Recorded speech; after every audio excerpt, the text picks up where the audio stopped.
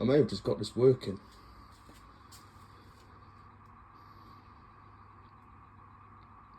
I thought it was the board.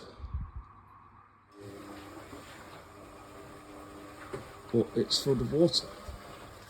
And it wasn't doing that. Then pause.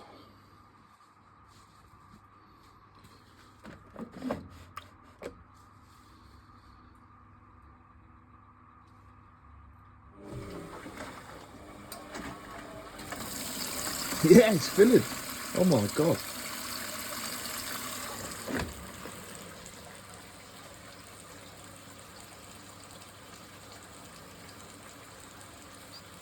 So the drain pump works and both the valves work.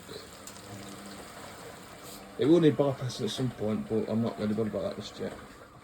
This is just a test wash to see if this does work. So far, so good. Also checking for leaks. And there's been no leaks at all. Yet. Wow.